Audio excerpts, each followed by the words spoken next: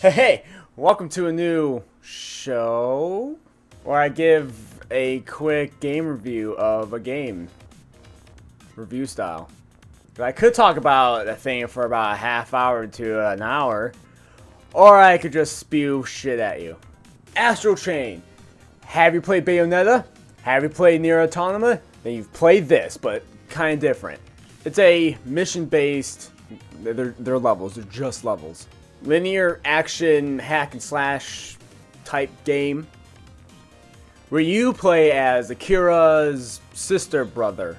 That's right, you get to make your own character. You can either be a boy or a girl, and you could wear police vest, not police vest, messy not police vest. Yeah, there's not a lot of combinations, not a lot of costume things. The character customization is pretty lacking, even when you unlock items. There's not a lot about it. There's not a lot to it. So you play as you, and Akira is your orphan brother, and the story is technically about you, but you get nothing for character development because your character doesn't speak. Why are we still doing this? Silent protagonists don't work anymore.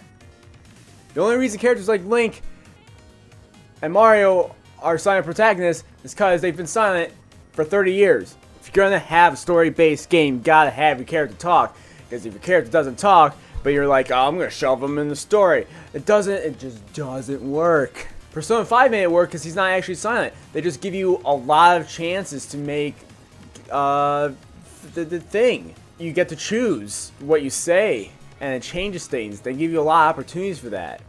In this game, it's just basically a yes man. And the narrative doesn't change, the text doesn't change much at all. Tangent over. So outside of that, the story is actually pretty nice. Basically, you work for the police force, and you're finding things, and then he's like, oh, these things are invisible, but they're actually the Chimras, or camera, whatever the fuck you call them.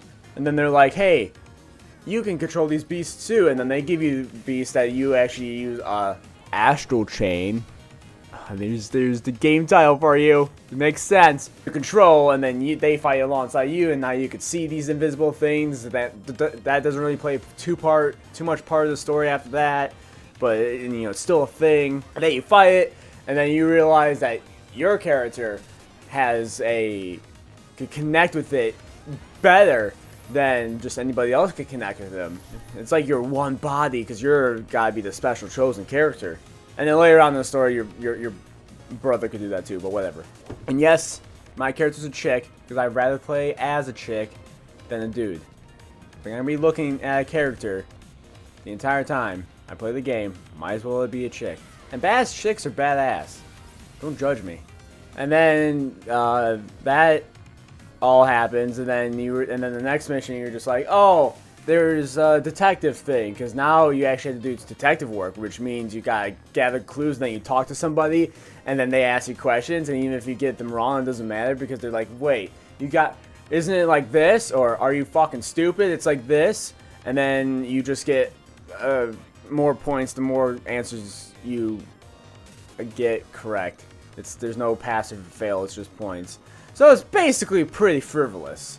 It's just a reason for you to kind of go around and gather clues to make you feel like you're a detective. Probably the worst parts of the game is that detective crap.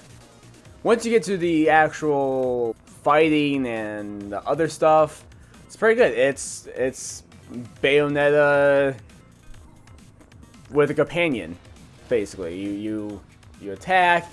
You have perfect dodge timing, which is basically witch time. It works better when you have your Legion out, because that's what the thing's called. I didn't mention that. Whatever, I'm going off script. It doesn't matter. I don't care.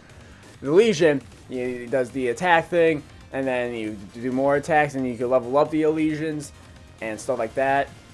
Oh, by the way, you have a dad, but he got you because you're orphaned, and then he's like, these are mine now, and then he dies.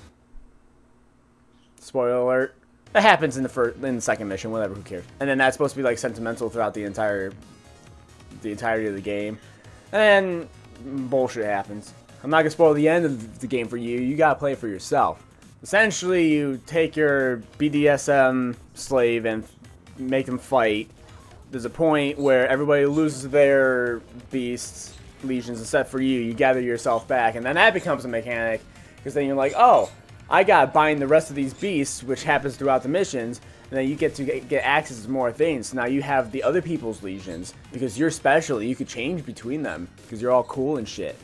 And then you gotta kill this one bitch, and then you gotta, and then there's other things you gotta do. And then the guy who you thought was gonna be a good guy was actually a bad guy. I'm not gonna say who it is, but if you look at the game, I think it's pretty obvious. And then crazy shit happens, and you win the day. The game does have some replayability, since you don't unlock all the beasts, all the legions at the start. So you can go back to levels, try to do them better, and then get more secrets because you got the beasts in order to get the secrets and stuff like that. And then you can replay the file with your better stuff, and then you unlock a harder mode if you want to try that, but it's actually insanely hard. I did try it, died a lot, don't want to do it. Especially for that first mission. When I have my legion on me and I have medicine, that's great. But then when I don't, I get whatever.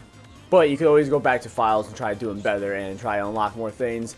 Even though all the customization is boring and shit. God damn it. I want to customize my character better. So what I think of the game, solid 7.